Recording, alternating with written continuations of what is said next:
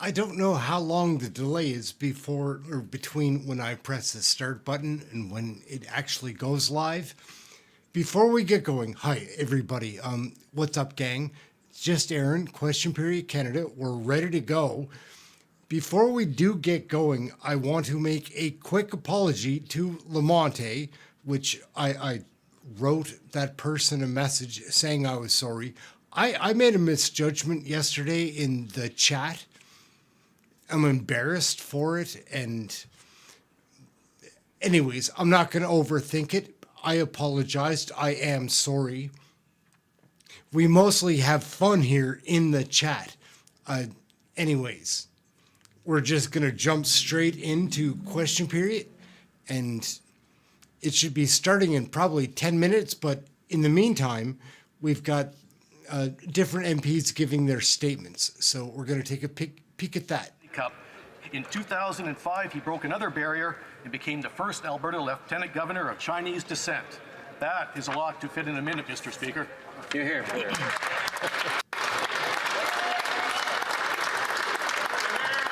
But it was done well. It was done well. The honourable member from Whitby. Mr. Speaker, I rise today with a sense of pride and admiration to recognize the outstanding achievement of one of Whitby's finest. I extend my heartfelt congratulations to Javeria Zahir on her remarkable and well-deserved triumph in Jeopardy's Champions Wildcard Tournament. I join our community in applauding Javeria's achievement and wish her continued success as she moves forward on now to the Tournament of Champions. Javeria has brought immense pride to our community, and she has proven herself a champion to her legion of fans. Her extraordinary achievement speaks to her incredible intelligence and commitment that brought her to the pinnacle of success. The Whitby mom and psychiatrist, who is the head of medical at the Centre for Addiction and Mental Health Emergency Department, has represented Whitby in Canada with distinction, and I'm sure all members of this House will join me in wishing her continued success in future shows. Ryan Turnbull is a deadhead. Like I don't mean like The Rock. I just mean like he's not very smart. In December, Newmarket lost a true community leader. Seems Terry Carter, a newsman, a historian, a business leader, family man, and my friend. His work as the editor of the Newmarket Era for 25 years reflected his caring perspective for the community that he loved to call home. He had deep roots in our community. He was our historian. He played a significant role in the revitalization of the Sharon Temple, gaining National Historic Site designation for this architectural gem. He embraced our heritage and dedicated much of his life to ensuring the history of Newmarket was well known and documented. In 2008, Terry received the Lieutenant Governor's Ontario Heritage Award for Lifetime Achievement. I was proud to have arranged the naming of Terry Carter Court to recognize his meaningful contributions to our community. Newmarket has lost a fine gentleman. The honourable member from Prince Albert.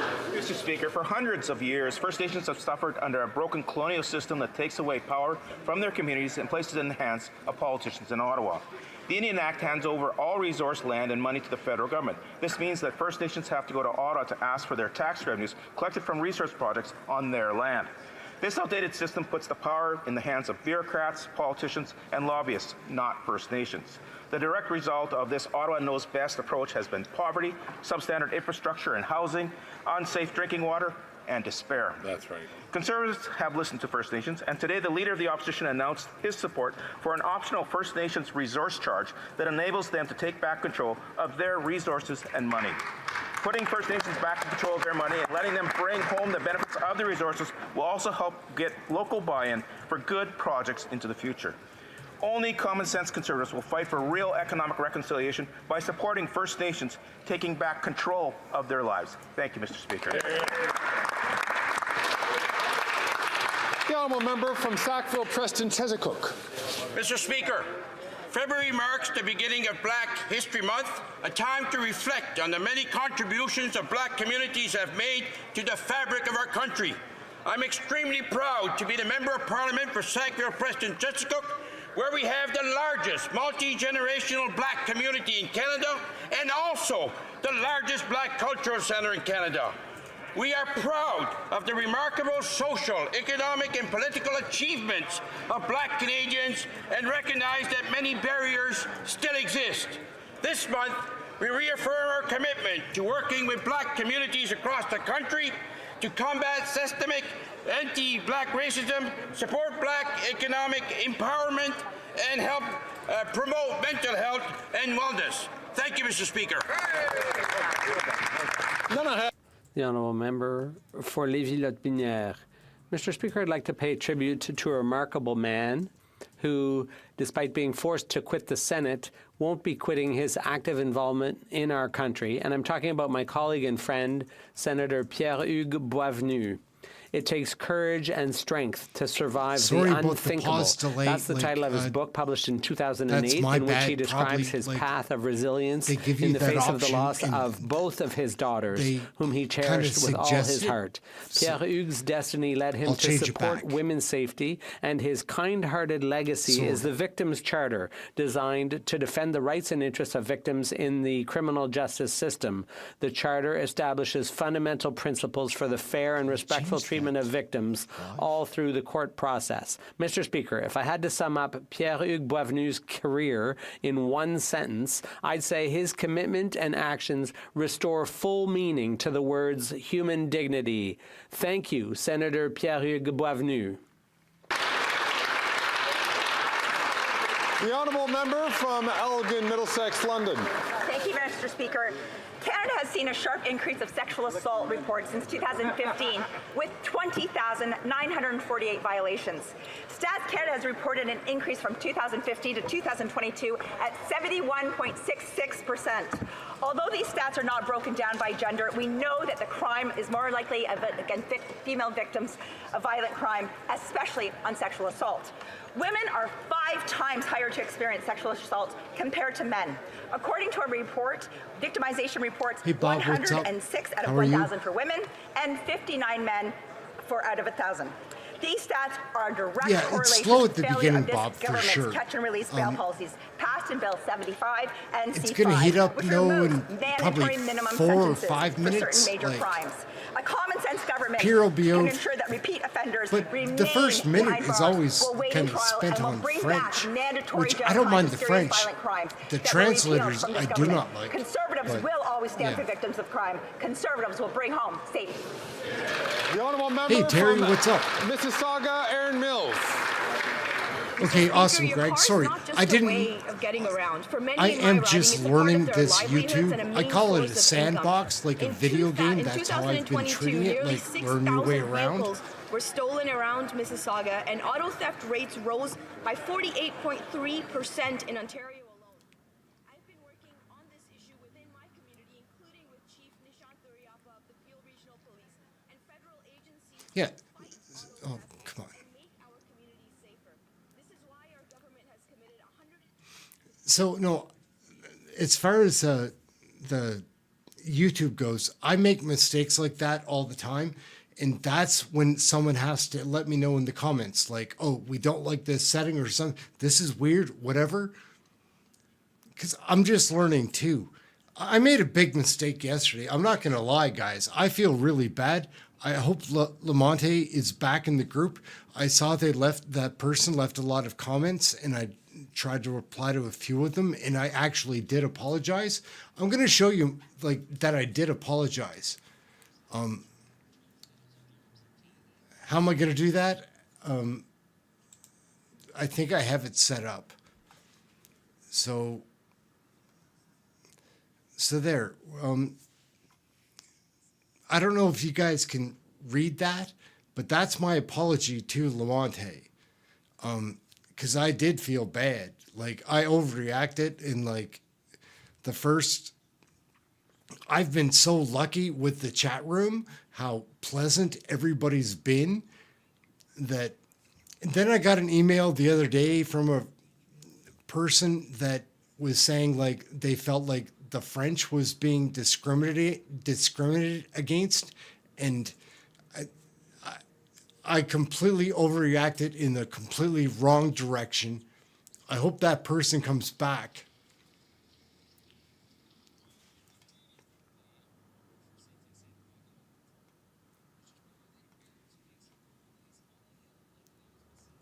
So we'll get back into watching that.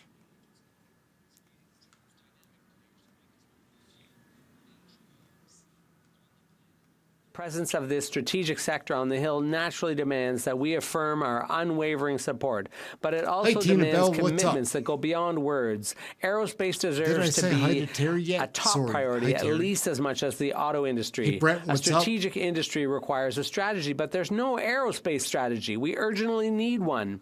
A strategy devised in concert with the players in the sector, governments, companies, unions. A strategy based on public purchasing policies with local spin-offs, out of the way. R&D support, I feel pretty workforce good. training, support for projects and SMEs in accessing the international supply chain. You can count on us to be staunch defenders of your amazing work. Thank you. The honourable member from Calgary-Midnapore. Canadians across the country are dealing with the result of 8 years of this Prime Minister's catch-and-release bail policies. Repeat criminals are out on the streets, while law-abiding Canadians are afraid to walk them. The numbers don't lie. Under our former Conservative government, the number of sexual assaults in Canada decreased from 2010 to 2015, and overall violent crime was down by almost 25%. However, since 2015, as a direct result of this Liberal government's soft-on-crime policies, the number of sexual assaults has increased by almost 72%. In my city of Calgary, the total number of violent criminal code violations are up by almost 40% since 2015, and women and girls are terrified to ride the C train. These numbers affect us all, but statistics confirm that women are far more likely to be victims of sexual assault and violence than men. Women need to feel safe, and that is why a Conservative government will eliminate bail for repeat violent offenders. The honourable member from Scarborough Agincourt. Mr. Speaker, on February 10th, communities across Canada will ring in the Lunar New Year, also known as the Spring Festival. This year, we welcome the Year of the Dragon, which is associated with energy, good fortune, and success. Lunar New Year is traditionally celebrated for 2 weeks, ending with the Lantern Festival on February 24th. This joyous time of the year includes gathering and feasting with family and friends, wearing new clothes, getting a haircut, giving red envelopes to children and singles for good luck, hanging lanterns, and my personal favorite, making dumplings, and more importantly, eating them. Wishing the Vietnamese community Chak Mong Nam Moi and lots of luck in 2024 to the Korean community Sahai Bok Mani Badadeso Long Nen Kwai Le Lo Ma Jing Sun. Thank you. Oral questions. Questions. Hey, here we go. Hey, oral questions. Let's go. Oh my goodness, where's Pierre Poilievre? After 8 years, the Prime Minister's not What worth is the up? cost or the crime. The previous Conservative government reduced car thefts with common sense policies like tougher penalties for repeat offenders. The Prime Minister changed that and gave car thieves easy bail and house arrest. Under Conservatives, car thefts down by 50%. Under Liberals, car thefts up by 34%. And now he's being told at his fancy summit that his policies are the problem. Celeste Power of the Insurance Bureau said car thefts are up because, quote, profits are high and penalties are light. So when will the Prime Minister abandon their soft-on-crime approach so car thefts can come down? The Honourable Parliamentary Secretary for Public Safety. Mr. Speaker, on the contrary, Oh no. what the Conservatives actually She's like up to first? know that since Jennifer O'Connell's up 2006, first. The 5 Oh, years Lord. with the highest amount of car thefts in Canadian be a history wild Thursday. was under the Stephen Harper government. We are actually reducing crime. Today, we had the Auto Summit where we brought in leaders across the country, including police. Mr. Speaker, we are working on tangible solutions, bad, guys. not just slogans from the Conservatives. Wait and see. She'll get she'll start losing her composure in a couple of rounds. From a previous soft-on-crime. Sure will cut her up. But it's not just crime that the this government's policy is making worse. On April 1st, the Prime Minister is going to drive up grocery prices again with another hike to his carbon tax. And the impact on this affects Canadians every step of the way from farm to fork.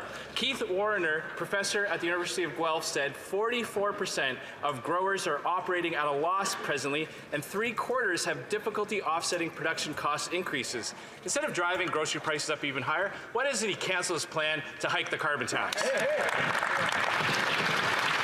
The Honourable Minister for Innovation. Mr. Speaker, we will take no yes. Yes, and no. Mr. Speaker, I Good guess and their bad. plan is to ask Jenny, Mr. Speaker. But on this side of the House, Mr. Speaker, we have a plan to make grocery to stabilize price in this country, Mr. Speaker. It's called competition, Mr. Speaker. Canadians at home understand that. They are the only one who are blocking the further reform we want to put, Mr. Speaker, because Canadians understand that we want stabilized price, we want more choice, we want more competition. On this side, we'll fight for Canadians at every step of the way. The Honourable Member from Regina Capel. You would think that they would have thrown those talking points out after this week when we learned, Mr. Speaker, all the relationships between Liberal staff and Loblaws, like Brian Topp and Don Guy, both who collect checks from Loblaws, and last year they met twice with the PM's Director of Policy. Or like Taya Backett, the in-house lobbyist at Loblaws. She used to have an office in the PMO. You could run a superstore with all the staff over there that have relationships with Loblaws. When will the Prime Minister realize it's not Conservative volunteers driving up grocery prices, it's the carbon tax, stupid!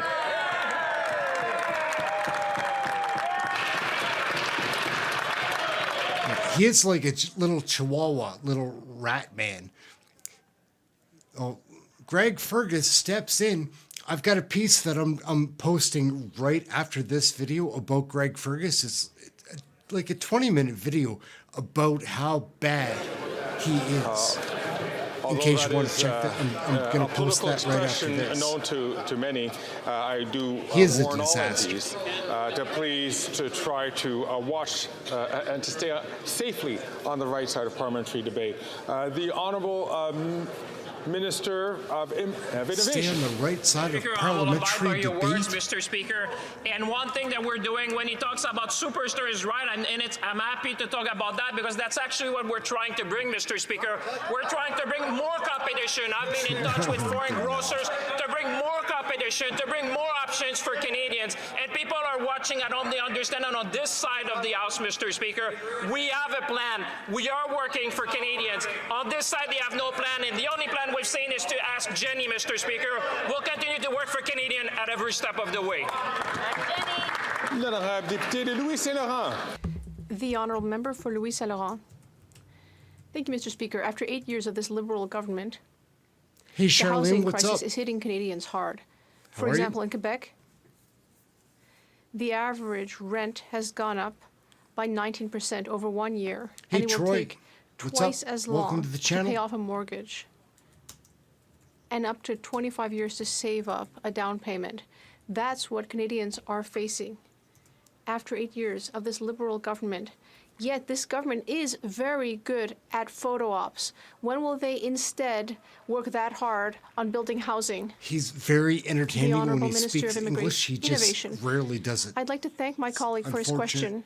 If there's something the Conservatives are good at, it's insulting mayors. The last time we heard from the Conservative leader, he was insulting the mayor of Quebec City, the mayor of Montreal, who is working with us to build more housing. What we're doing on this side of the House is creating programs to build affordable housing, collaborating with provinces and municipalities. Mr. Speaker, Canadians know that we must work together, and that's exactly what we're doing. The Honourable Member for Louis Saint Laurent. Mr. Speaker, for 8 years, this government has been insulting all Canadians with their terrible housing record. Even the president of the CMHC has admitted that the government has no plan to fix the situation. There's been a 28% decrease in housing starts over the last year. That's the Liberal reality. So my question, when will you stop holding press releases with photo ops, and when will you start building homes? That's what Canadians want. And need, like, The Honourable Minister of Innovation. There really is a Speaker, housing I have a great crisis, deal of respect for my like, colleague, across the whole country. That said, I don't think we have much to learn about videos and photo ops from the Conservatives. Recently, we saw the Conservative leader doing a photo op and a video at the Port of Montreal, thinking that a video would fix auto theft. We have met with leaders in order to fix this problem and others. We talked about monitoring.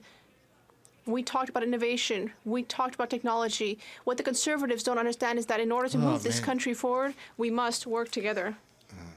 The Honourable Member for Salaberry-sur-Roi.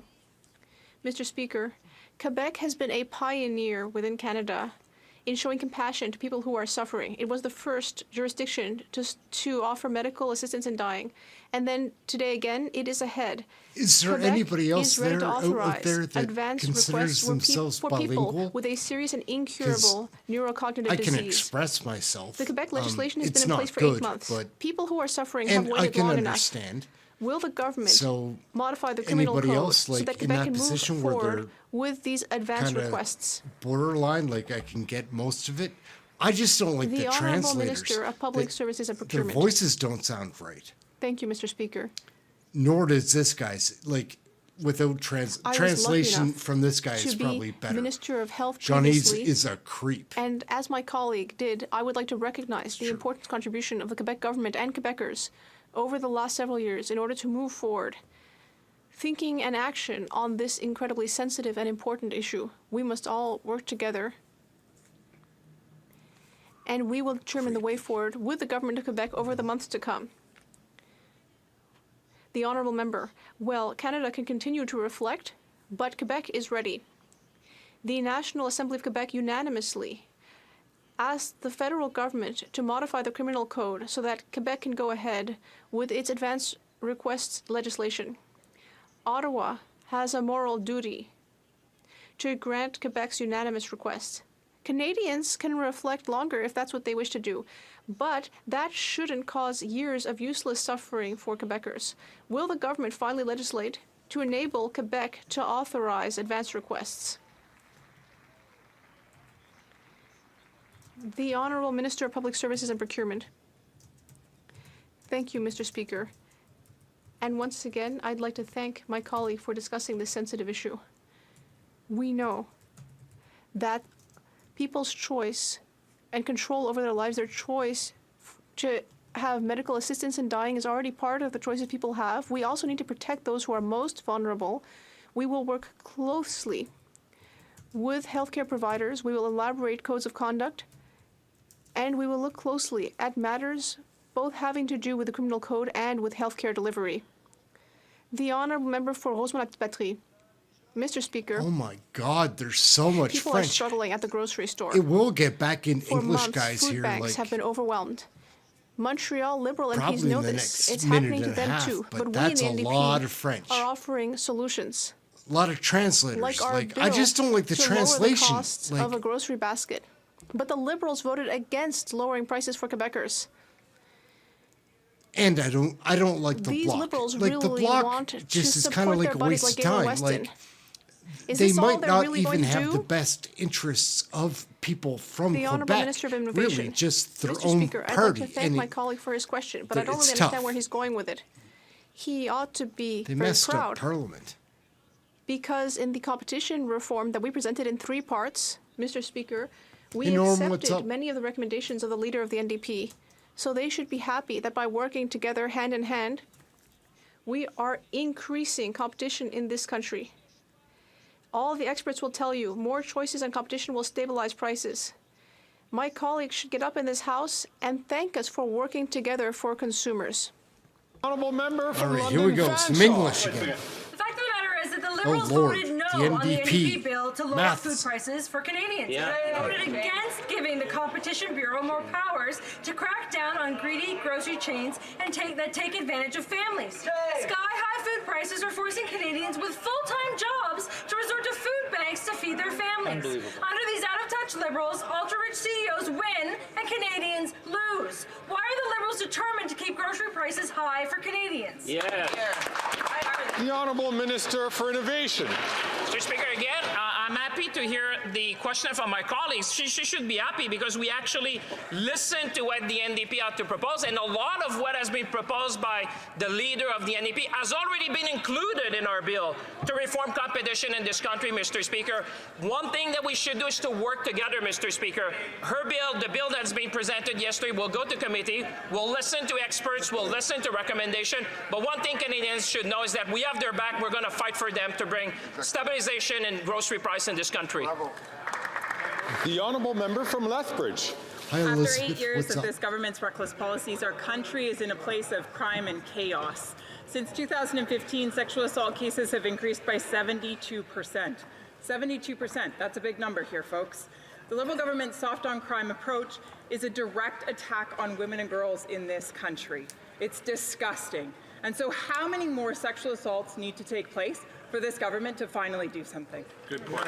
Rachel Thomas can be really hard. The Honourable Parliamentary Secretary to tough the Minister lady. of Justice and Attorney General. Cowgirl, right? Thank the member opposite for a question. This is a That's a serious bum. issue that requires a serious response. It is Maloney. not something that should be Phony highlighted in a negative Maloney. way in the House of Commons. This government has taken steps through Bill S-12, Bill C-3, Bill C-51. We've taken serious measures to address sexual assault crimes, including sexual assault offenders be included on the offence registry. Thank you, Mr. Speaker. The honourable member from Lethbridge. The honourable member is right. This isn't something to be made light of, but that is exactly what this Liberal government's policies have done. Unfortunately, after 8 years of this government, the number of sexual assault cases in this country has skyrocketed by 72%. 72. That's a very large number. That is many women and girls who are affected. And what makes this even worse is that so many of these crimes are committed by individuals who are out on bail who shouldn't be. And the reason they are is because of this government's soft on crime policies. The Liberals are putting women in danger. It is this government's decision to do that. So when will this Prime Minister take it seriously and do something? They cut her off. Your Honourable Parliamentary Secretary to the Minister for Public Safety. Mr. Speaker, the issues around sexual violence and violence in general towards women is something we take incredibly seriously, including the fact that we supported legislation, nonpartisan legislation, Disaster. to have proper training for judges, She's such a mess. something unfortunately conservative senators blocked, but we persevered to ensure that women go through the criminal justice process respecting the violence that has happened and the underreporting that happens in this country. We are going to continue to do everything possible to make sure women are safe in this country. The honourable member from Peterborough-Kawartha. After 8 years of this Liberal NDP government, chaos and crime is at epidemic levels. Just weeks ago, a mom of 3 was murdered in Calgary in front of an elementary school in a targeted domestic killing. Her offender had previous charges, multiple active warrants, and a no-contact order. She did everything that was asked of her, and she was still murdered in broad daylight. Why? Because this Liberal government's soft on crime policies. Enough. We don't need summits, we need action, and we need a timeline. So when will they reverse these deadly policies? Yeah. The Honourable Parliamentary Secretary to Minister of Public Safety. Mr. Speaker, it is not a partisan issue in dealing with violence against women in this country. Crimes like that are absolutely horrific. It's something that we are working hard on with not just the Minister of Public Safety, but across government to ensure that women across this country are not only safe, but are safe to report violence. As we know, oftentimes violence starts early with domestic violence and can escalate. One of the reasons we're also banning guns. Yeah. What? The honourable member from Peterborough. It's not funny, but Mr. like, Speaker, this became to a tie partisan those things issue together, the minute like, this fake feminist Prime Minister let women die. That is the reality. 94 municipalities in Ontario alone have declared domestic violence an epidemic. Violent crime is up almost 40%. Sexual assaults, 72%. Sex crimes against children, up 126%. You can bet this is partisan. It is their policies destroying the lives of Canadians, and Conservatives will stop the crime and make sure women are not murdered in front of elementary school, and the guy who did it is behind bars. Wow. Oh my goodness. That's one of the biggest pieces I've seen anybody state in 30 seconds on the floor in a long time. That's a big one. I'm glad to see the Conservatives fired up about taking the violence against women seriously. That is precisely why we have put in firearm legislation to deal with situations of intimate partner and gender-based violence. Mr. Speaker, we are putting a national freeze on the sale of and purchase and transfers of handguns. Mr. Speaker, when it comes to violence against women, we are going to put in place every measure possible to keep women safe. Mr. Speaker, we are committed to this, and I'm glad to see the Conservatives passionate about protecting women.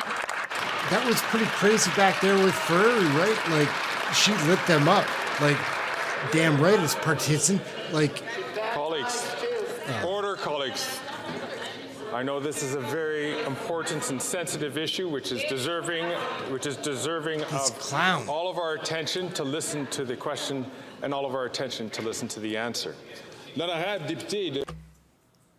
The honourable member for Bellechasse-les-Échemins-Lévis. Thank you, Mr. Speaker. After 8 years of this government, violence in this country has increased horrifyingly. Violent crime is up by 40%, sexual assault by 71%. There are more and more femicides, as well as domestic violence. Women always have to be hyper-vigilant. Good afternoon. And despite that, the Prime Minister is still letting criminals relax in their homes. A Conservative government would bring back common-sense law and order policies and protect women.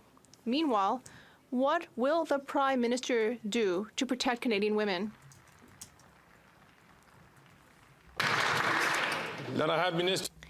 The Honourable Minister of Canadian Heritage. Mr. Speaker, I'm very glad the Conservatives are paying attention to the question of violence against women. Our government has taken important measures to strengthen legislation to prevent firearms use violence in this country, to prevent violence against women in the home, and in restricting firearms violence, well, the Conservatives are actually against those policies. They should make more of an effort to bring forward policy to protect women throughout the country. The Honourable Member for Bellechasse-les-Échemins-Lévis. Mr. Speaker, women tell us about the fear, pain, torment they experienced at the hands of a violent partner or a trafficker. Conservative bills, for example, Senator Boisvenue's bill, were tabled to protect women, but what has this government been doing for 8 years? It takes the side of criminals instead of victims. Hey, Dive Crew, what's up? How are you? Our Conservative government will put an end to that. Why is this government continuing to keep violent criminals comfortably in their homes instead of them putting them behind bars where they can't hurt anyone?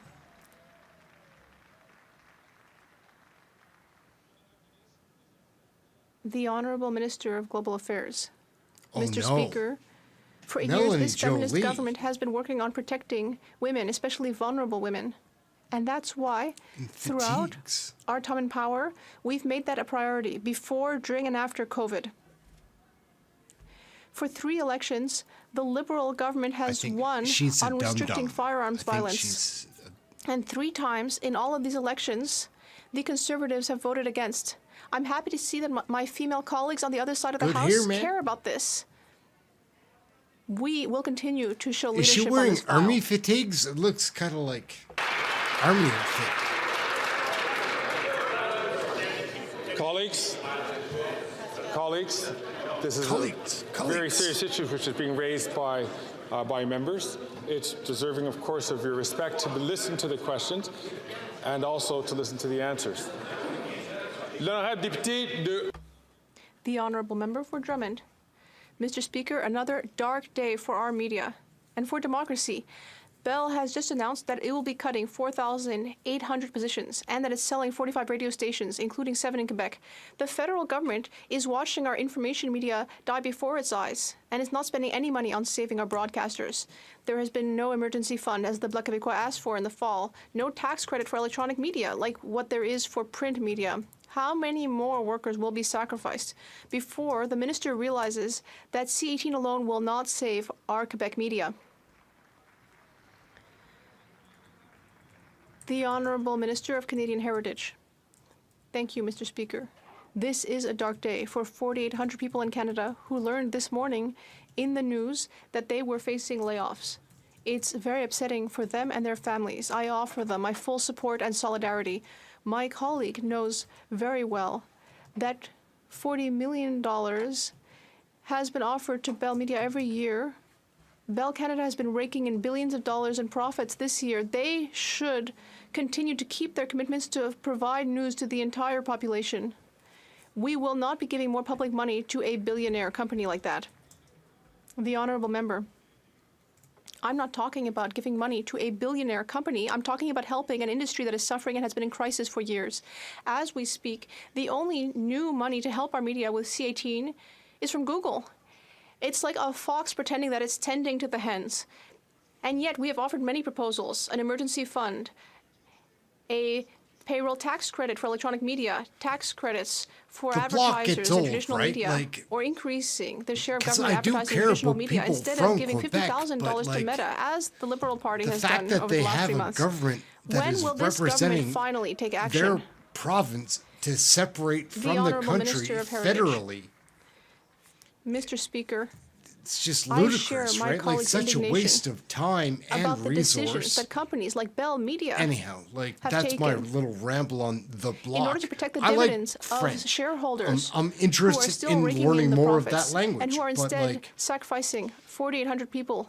the block, As my I'm colleague not knows, for interested more in than 3 learning years, anything more we about. have been fighting to Time modernize for them to go. the Broadcasting Act. What do you guys and think? yet the Conservatives have constantly opposed that. The regulatory framework would have been adopted 3 years ago if they hadn't constantly opposed it with their absolutely nonsensical gobbledygook, where they call it censorship. That's where we would be, Mr. Speaker. The Honourable Member for Lac-Saint-Jean.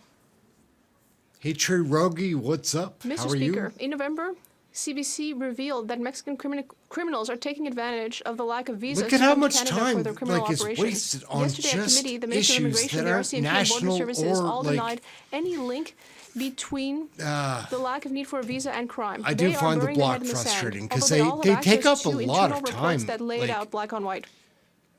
All about three a of them quarter have proof of the that the cartels question are taking period is advantage spent of this policy to on import drugs, issues that have engage in human nothing to smuggling, do and with more. the Why country doesn't the of minister Canada. bring back the visas, since they know that criminals are taking full advantage of the situation? The Honourable Minister of Immigration, Refugees and I Citizenship. do like French. It's not that. Mr. Speaker, you don't need to be an expert It's the to block understand that I don't criminals like. will Like, exploit any vulnerability they find. The can you member not across the separate way them? Like, because I can. should know that I any like French people, announcement for made in sure. advance would create more vulnerability to be exploited. If he thinks that I'm going to make such an announcement in public, he should think again, because there are many people paying attention to what the immigration minister says and who will be in a hurry to take advantage of any changed loophole or vulnerability. I hope he will respect that in this context. The honourable member from Battle River Crowfoot. Mr. Speaker, after 8 years of this Liberal NDP government, we know that the Prime Minister is not worth the cost of groceries. Dawn, an independent, multi-generational greenhouse operator, was forced to sell because of the cost of the carbon tax coupled with rising interest rates. After telling the Minister of Agriculture her story directly and asking him to pass Bill C-234 unamended to reduce costs for farmers, he ignored her. What does that minister have to say to Dawn and the many facing challenges like her who are losing their businesses, their livelihoods, and their family legacies because of that Liberal government's policies? The Honourable Minister for the Environment and Climate Change. Thank you, Mr. Speaker. I find it quite ironic to be lectured by the Conservative Party on our support to farmers when just at the end of last year they voted against the On-Farm Climate Action Fund to support sustainable agriculture. They voted against the Dairy Innovation and Investment Fund. They voted against support for dairy, poultry, and egg supply management producers. On this side of the House, Mr. Speaker, we will support our farmers in the transition towards a low-carbon economy, and we will help Canadians make that transition. I'd like to remind the member from Battle River Crowfoot that he had an opportunity to ask a question, which I would encourage all members to listen carefully. I'd also encourage him and all other members to listen to the answer carefully. The honourable member from Chatham-Kent-Leamington. Mr. Speaker, the carbon tax on food is working against Canadians by decreasing both the amount and the type of food that they buy. Visits to the food banks are at record highs, over 2 million visits. And just think the new records that we're going to set once the carbon tax is quadrupled. Highline Mushrooms is in Leamington. They supply American and Canadian retailers with their mushrooms. Their American competitors don't have to pay the carbon tax, so they're forced to pass along the carbon tax cost to the Canadian consumer. This Prime Minister is not worth the cost. When will he axe the tax? Great job, Dave. Great job. The Honourable Minister for the Environment and Climate Change. Mr. Speaker, I would agree with the Conservative member for Regina Louvain, who recognized that there's absolutely no data to support any link between price on pollution and higher grocery price. In fact, Mr. Speaker, there is no pricing on pollution in the United States of America, and their grocery prices are the same as we have here in Canada. There is simply no link between pricing on pollution and higher grocery prices. No link at all. Thank you, Mr. Speaker. Right? Beverly Greenhouse is an award-winning greenhouse operation in Flamborough that produces healthy, fresh cucumbers for Canadians. Almost $4,000 of their $13,000 natural gas bill in October was carbon tax, and it has only increased since then. When this NDP Liberal government quadruples the carbon tax, Beverly Greenhouses is going to struggle to compete with cucumbers imported from Mexico.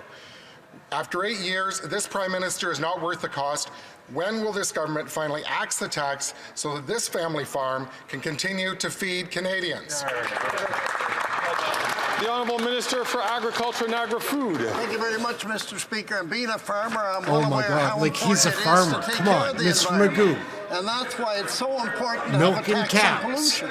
And in fact, last Tuesday in committee, Tyler McCann at the Canadian So you know, Agri-Food Policy Institute indicated to committee members that there is no data to support the carbon pricing is resulting in any increase in groceries. Thank you, Mr. Speaker. Mr. Magoo is bad. Like, I think he's 77.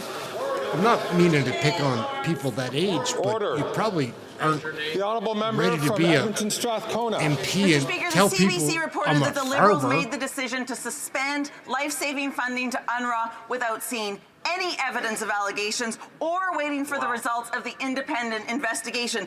UNRWA is the only organization that can reach Palestinians in Gaza who are starving and who are being killed in the tens of thousands. And this government cut life-saving support. This decision needs to be reversed and somebody needs to be held accountable. Was it the minister or the PMO who decided that Canada should turn its back on starving Palestinians? The Honourable Parliamentary Secretary to the Minister of Foreign Affairs. Thank you, Mr. Speaker. Let me be very clear. The funding that Canada is given to civilians in Gaza has increased just last week $40 million more on top of the $60 million which was already. This makes Canada a top donor for aid helping the crisis in Gaza. We are proud. Canadians want us to help. Every time there's a time of emergency, we stand up, we are clear, and we will always be there. Thank you very much. The Honourable Member from Victoria. Mr. Speaker, every day the Liberals show how out of touch they are. This week alone, they voted against an NDP bill that would lower food costs for Canadians. And then, with only 2 weeks' notice, they scrapped the Greener Homes program that helps Canadians lower their heating bills, while they still give out billions to big oil and gas CEOs. Canadians want to do their part to fight the climate crisis, and heat pumps lower costs and save lives. We need a program that makes sure that every Canadian who wants one can get a heat pump. Will the Liberals do it? I want one. Like, give me a free heat pump and a free unicorn Speaker, and one of the most amazing something things else to have seen is how that popular doesn't the Greener Homes exist. Grant and the Greener Homes Loan has been among Canadians who are taking those steps to switch the way they heat their homes and to reduce their bills at the same time. We are working on the next steps for the Greener Homes program, which is actually going to make sure that the people who need the help the most have access to the program. We would ask you to keep watching for the progress of this new program. Good job. Good job. Honourable Member from Don Valley East. Thank you, Mr. Speaker. The UN General Assembly proclaimed 2015 to 2024 the International Decade for People of African Descent. This proclamation recognized the over 220 million people of African descent here in the Americas and in Canada. Mr. Speaker, this government has fully embraced the UN's proclamation by investing and developing new programs to help support Black communities in Canada. Can the Minister of Diversity and Inclusion please update this House on the decade as it moves closer to an end? Thank you. The Honourable Minister for Diversity and Inclusion. Mr. Speaker, last night we gathered with thousands of Black trailblazers from across the country to celebrate Black History Month. It was a perfect opportunity for the Prime Minister to announce that Canada will be extending the United Nations International Decade for People of African Descent until 2028. Mr. Speaker, this extension builds on the $860 million that our government has committed to deliver Black-made, Black-led solutions. Mr. Speaker, on this side of the House, we've always been deliberate about choices. Choice to invest in Black communities, choice to call out and combat systemic racism, and a choice to celebrate Black History Month, and we're going to continue to make sure we support our communities all across. The Honourable Member from Dufferin-Caledon. Housing hell. After 8 years of this NDP Liberal government, Canadians are literally living in housing hell. Rent has doubled. Mortgage payments have doubled.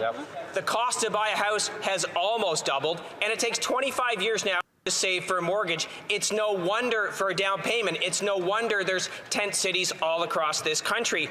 When will these Liberals realize you can't live in an announcement, you can't live in a photo op, you can't live in a press release, and support our common sense Conservative plan to get houses built? I always find CBAC pretty sharp. The Honourable Parliamentary Secretary to the Minister of Housing and Infrastructure. CBAC is pretty Mr. fun. Speaker, it's Oh, unfortunate no. he contradicts The himself dance every of time he speaks. Just a few days ago, he was Ridiculous. praising this federal government's record on housing. Today, critiques it.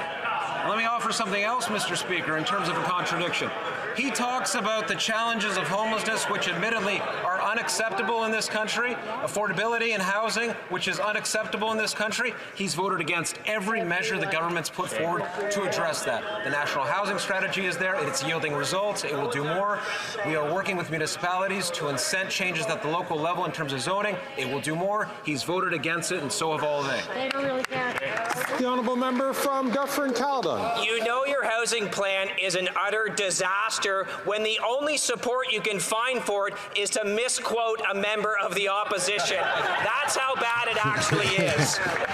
Here's the facts. Housing investments in December are down another 18%. All these fake Liberal announcements and photo ops, and guess what? Less houses are getting built. This Liberal Prime Minister isn't worth the cost because their announcements mean nothing. Will they finally realize they've caused housing hell in this country and support our common sense Conservative plan to get houses built? The Honourable Parliamentary Secretary to the Minister of Housing and Infrastructure. More slogans from the member opposite and the party opposite, Mr. Speaker. What do we see on our side? We are putting serious measures forward to work with municipalities. Across the country, over 500 have applied through the Housing Accelerator Fund. We've completed deals with 30 municipalities, working with mayors, not denigrating them. And what do we hear on the other side? What do we hear? We hear no plan at all. They want to tax home building, for example. That will not lead to more homes built. What's another big idea? I find they this want a guy is snitch super line greasy. for residents to Like, rat on their neighbors look if there's at him. He's concerns around grinning. NIMBY. That's Like, not he's how you get grinning change, right Mr. Speaker. there. Not at all. Big The smirk. Honourable Member Like- from Kelowna Lake Country. Well, Mr. Speaker, Nice. after 8 Tracy years Gray, of this yeah. NDP Liberal government, the cost of rent and mortgage payments have doubled. And this is at a time when housing starts are down in 2023. Even if the Liberals' plan came to fruition, the CIBC reported that this Liberal plan falls 1.5 million homes short of restoring affordability. People are in a cost of living crisis, and yet the Liberal housing minister jumps from one photo op to another. No government has ever spent so much to achieve so little. When will this government build homes, not bureaucracy? Interesting shot that you were using right there. They don't use that camera angle very often. House, We are taking a Oh, no. comprehensive approach to building more housing. That means increasing supply. We are eliminating the GST on purpose-built rentals. We have struck deals with over 30 municipalities from coast to coast to ensure that we are getting more supply in the system, and we will make sure that we are there for vulnerable Canadians and the middle class all the while. The Conservatives on the other side of the House vote against measures to support Canadians. That's not our approach, and we will always be there for Canada. That voice is one of honourable the member for worst Beauce. you can ever hear. Mr. Speaker, I think. after 8 years of this government, house prices have doubled, rents have doubled, and this government is not worth the cost. A shelter for the homeless, the Bercail in Saint-Georges in Beauce, reports that it is overwhelmed with requests for rooms in 2024. The government continues to abandon Canadians when it comes to housing. They need to get out of the way and let municipalities prosper, as Victoriaville, Saguenay, and Trois-Rivières are doing. Why doesn't the Prime Minister build more housing instead of building bureaucracy? The Honourable Minister of There Public is a Services lot of and Procurement Canada. bureaucracy. Like, Thank you, imagine Mr. the Speaker. I'm levels pleased to of hear a question from how much a money colleague from that the wastes. Greater Quebec City area. During its 10 years in power, the Conservative government built 24,000 housing units. We've built 10 times more. 500,000 more were announced recently. My Conservative colleagues from the region of Quebec City, would they agree to go see Quebec City with me, the mayors and municipal councillors, so we can tell them why their Conservative leader is calling all the people of Quebec incompetent? The Honourable Member for Rivière-du-Nord. Did I say already? Mr. Speaker, hello French to is hanging Troy? on by a Sorry, thread like, in Canada. We saw it again in committee. A busy Liberal room. parliamentary secretary, the Conservatives, and the NDP all voted against bilingualism or Always with the miscarriage of block. justice So much review time. commissioners. Like, maybe the like, Liberal complaint I think it's claimed more than a he was quarter defending of unilingual question period. francophones. Maybe it's a third.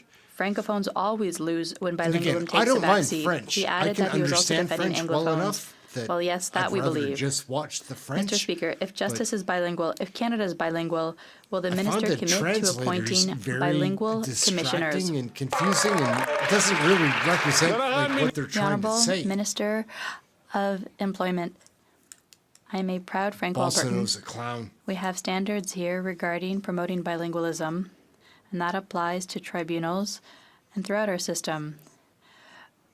We know and we've committed to protecting French in Quebec, throughout the country, and not with 1, 2, 3, but $4.1 billion. We are here for bilingualism and Canadian French. The Honourable Member for Rivière-du-Nord. Mr. Speaker, if that's true, he'll have to talk to his parliamentary secretary about it. French is hanging on by a thread in Canada, as I said, even in the Prime Minister's office. Radio-Canada received a copy of a letter from the Privy Council stating that translating the documents produced for the Rouleau Commission would take too long and be too expensive. Even providing a simple table of contents would take too long and be too expensive. You'd swear they don't feel like it. You'd swear that the rights of Francophones only matter when it is easy and costs nothing. Will the Prime Minister remind his own department that respect for French as an official language is mandatory? The Honourable Minister of Employment. I respect my honourable colleague. We promote bilingualism. We respect the tribunal. We respect the committee. A 2,000-page bilingual report for all Canadians will be coming. The Honourable Member from Fundy Royal. The Justice Minister has spent the last week arguing with Conservatives and telling Canadians that strengthening penalties for auto theft won't work. Now, we all know this Prime Minister has a habit of throwing his Justice Ministers under the bus. And earlier today, the Prime Minister finally admitted that stronger penalties are required to tackle the auto theft crisis that he created. They can't both be right. Will the minister finally admit that he was wrong and Conservatives were right, and will he commit to repealing Liberal soft-on-crime policies like house arrest for car thieves? The Honourable Parliamentary Secretary to the Minister of Justice and Attorney General of Canada. Thank you, Mr. Speaker. As we all know, auto theft is a very serious problem in Ontario, Quebec, and across the country. It requires consultation with experts to find a proper solution, not slogans and simple criticism of problems that don't really address the problem.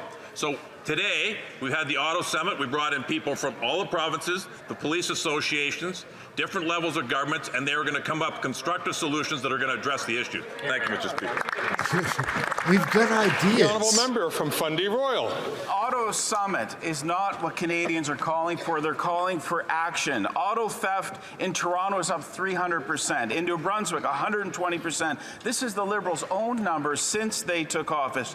Only Conservatives will do what's necessary to stop the crime with a proven approach of jail, not bail for repeat offenders, ending house arrest for auto theft, and bringing in mandatory penalties for repeat offenders. Mr. Speaker, the numbers are in, the facts don't lie. Why won't this minister stand up and admit that the Liberals' soft on crime agenda is a failure and it needs to change? The Honourable Parliamentary Secretary to the Minister of Justice and Attorney General of Canada. Thank you, Mr. Speaker. I will agree with them insofar as the facts don't lie. Some people just have a problem interpreting them. Because the reality is we have toughened the sentencing requirements for auto theft. We have improved and strengthened the bail system. We have improved the system in a way that is going to protect Canadians and keep them safe. Thank you, Mr. Speaker. The honourable member from Niagara Falls. Speaker, this government loves photo ops and convening meetings, but they are light on action when it comes to auto theft. This government's own news release shows auto thefts in Toronto have increased 300% under their watch. At home, Niagara Regional Police indicated they were investigating some 30 auto thefts just from January. The Prime Minister is responsible for the ports, the CBSA, the RCMP, and the Criminal Code. It's time to stop the crime. Will this PM reverse his soft on crime, catch and release policies that have helped cause this auto theft crisis? The Honourable Parliamentary Secretary to the Minister of Justice and Attorney General for Canada. Speaker, as I've said already, this is a problem that requires consultation with all of the parties involved. Industry, different levels of government, the law enforcement community. Slogans are not going to find a solution.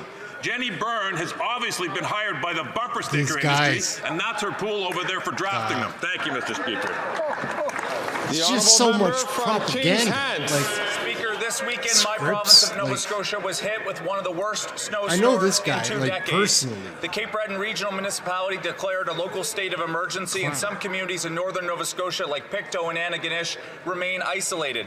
Community members are deeply concerned about their safety and that of their neighbours. And I ask this question on behalf of my honourable colleagues from Central Nova, Cape Breton, Canso, and Sydney, Victoria. Can the Minister of Emergency Preparedness update this House on what is being done with the Government of Canada in partnership with municipal and provincial authorities to help residents in need?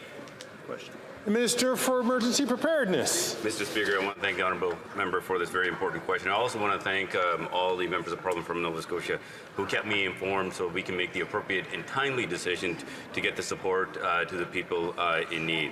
And what I can say, Mr. Speaker, that Parks Canada leveraged the crucial snow removing equipment, that we did that within hours.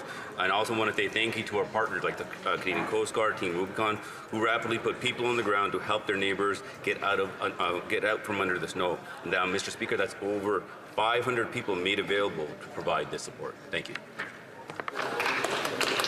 The honourable member from Cypress Hills Grasslands. For hundreds of years, First Nations have suffered under a broken system that takes power away from their communities and gives it to Ottawa. The Indian Act hands over all reserve land and money to the federal government, meaning First Nations have to go to Ottawa to ask for their tax revenues collected from projects on their land.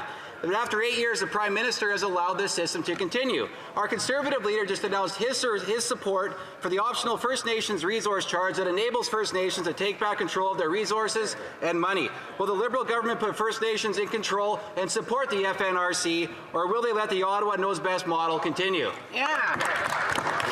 The Honourable Parliamentary Secretary. I'd like to thank the member for his question, and I'd like to thank the Conservatives for actually asking a question on Indigenous issues, considering the fact that we agree that the Indian Act needs to change, and that's exactly why this government introduced the legislation on the United Nations Declaration on the Rights of Indigenous People. This is why we continue to support that as Liberal, and when Conservatives have a chance, they obstruct it and vote against it. The honourable member from Brantford I've never seen him, Mr. Speaker, last night in shameful display, the NDP Liberal Coalition tried to shut down the committee studying the ArriveCan scam. This $54 million egregious abuse of taxpayers must be fully studied. Canadians deserve no less. More and more details are being revealed, and the corruption within the CBSA and this government is astonishing. The walls are caving in, the rot is being exposed. What is the coalition so desperate to hide? Hear, hear. The Honourable Parliamentary Secretary to the Minister of Most Public people Safety. agree with that. Mr. Like, Speaker, Brock's great. as I've said in Mr. this House Speaker. time and time again, that we are happy to see the work that the committee is doing, that when we issued a contract for the ArriveCan app, that when we do so, we expect all procurement policies to be followed. The President of the CBSA has confirmed that there are internal audits and investigations happening. The police have been You're right, called when Charlene. Brock necessary. does rock. And Mr. Speaker, we I don't look mean to forward to the interrupt, results of that Jennifer investigation O'Connell. because any acts of wrongdoing will come with consequences. Forgive me. The Honourable Member from Brantford. What did she Brant. say? That type of response proves that this Prime Minister and the NDP Liberal government are simply not worth the cost. Let me clarify the record, Mr. Speaker. 76% of ArriveCan contractors performed no work. $11 million went to a two-person basement company for no work. And now top bureaucrats at the CBSA face accusations of lying to committee and even destruction of evidence. After everything else that has been exposed in this $54 million boondoggle, what else is the coalition agreement trying to hide? Hear, hear. The Honourable Parliamentary Secretary to the Minister for Public Safety. Mr. Speaker, we have faith in the CBSA president who has already acknowledged that they've launched an internal audit on the current procurement process. We look forward to the OEG report on ArriveCan next week. Mr. Speaker, I have said time and time again that we are working hard to ensure that when contracts are issued, that all procurement policies are followed. We look forward to these audits and the AG report because if we can make further procurement improvements, we will. We expect contracts to be done properly. The Honourable Member from Charlottetown. Mr. Speaker, we know that families are struggling with the cost of living. For parents of young children, the Canada-wide early learning and childcare system is helping them return to the workforce while accessing affordable quality childcare. In Prince Edward Island, $10 a day childcare has been available since the 1st of January, and we can already see its positive impacts. Can the Minister of Families, Children and Social Development update this House on the progress that has been made as this important national system continues to be built out? Thank you, Mr. Speaker. Honourable Minister for Families, Children and Social Development. Thank you, Mr. Speaker. Childcare is good So for it's- our kids, look it's at good that. for families, and it's good for our economy. Islanders have already been benefiting and seeing the savings, and as of January 1st, they've reached $10 a day, along with 6 other provinces and territories across this country. At a time when families are feeling the pressure, $4,200 in savings a year is outstanding. Instead of preying on Canadians' fears, Mr. Speaker, the Conservatives need to start listening to families. The Honourable Member from Churchill, Kuwatanukaski. Mr. Speaker, 4 First Nations, Wasagamak, Red Sucker Lake, St. Teresa Point, and Garden Hill have declared a state of emergency. They are unable to bring in fuel and other necessities because the ice roads they depend on have melted due to climate change. We are talking about thousands of people stranded. For years, the Liberals, like the Conservatives before them, have ignored the need for an all-weather road for these communities. What will it take for the Liberals to help build the all-weather road needed for the East Side First Nations who are already paying the price of climate change? The Honourable Parliamentary Secretary. Thank you, Madam Speaker, and I thank the member for that very important question. We know that northern communities are dealing with the impacts of climate change firsthand, and this is no difference from that. Remote communities relying on winter roads are living with firsthand impacts. The pressures are real. A shorter season and a shorter window to work on infrastructure projects like schools and water plants. We will do what it takes to make sure essential resources are delivered and communities have what they need throughout the year. I understand that meetings are in place right now with our Minister of Transportation as well, with the community leads. We're going to get to the bottom of this and make sure they have access. Thank you. The Honourable Member for Richmond, Arthabaska. Mr. Speaker, on October 23rd, I asked the Minister of the Environment a question about the unreasonable delays in reimbursement of the Canada Greener Homes grant. I was told that the government was aware and that the situation would improve. Yet, in my writing, people received a letter in December confirming that the grant had been approved and that they would receive their check within 30 days. Finally, 30 days later, they received a letter stating that their grant had been denied. In Quebec, reimbursement takes 2 months. At the federal level, in Canada, it takes more than 18 months. Is there anyone in the government who is accountable and who could make This sure is Alan that Reyes. this He important program declared can that work? he's not running again, that he's done with Parliament. The And this Honourable will probably be Parliamentary the last Secretary. answer dodge. Or, yeah. It's wonderful to see that there were so many Canadians who used a grant for greener homes and for loans. We've worked with Canadians to make it work well, and we are continuing to do so, and we have another program that will be coming soon to help people be better able to make these changes for their homes. We are getting to the end of oral questions. Gonna wrap it up, guys. That's gonna wrap it up. So that's the show for this afternoon. Pretty fun. A wide variety of MPs to watch. Like, how often does Jen O'Connell come out to answer the first question? So I kind of knew that it was off the rails right at that point. And Poilievre wasn't there. Andrew Scheer was there, I guess, first, but Uppel wasn't there, and Lanceman wasn't there. There was a lot of missing MPs today, so I don't know why that is. Anyhow, we have fun here all the time, and again, on a weird day like today, you get to see Jen O'Connell self-destruct. That's pretty fun, I think, most of the time. We got into some Quebec stuff, in a debate in the chat, and I'll speak to that very quickly. I love Quebec. I never want Quebec to leave Canada, but this Bloc Québécois party that tells people, and I do think it's cash grab, that they tell people oh, you want to leave this country. No, they don't. It's just a bureaucracy, and because I know the people that I know from Quebec do not want to leave, and the people that vote Bloc, I don't know. It seems like a person at a party that complains to everybody at the party about how much the party sucks and that they're going to leave, but they never leave. They just keep drinking everybody's drinks and eating all their food. And saying oh, learn how to talk this way or dance this way. When everybody else dances a different way. Again, I like people from Quebec, but my take on the Bloc Québécois is different than the Québécois completely. That's all.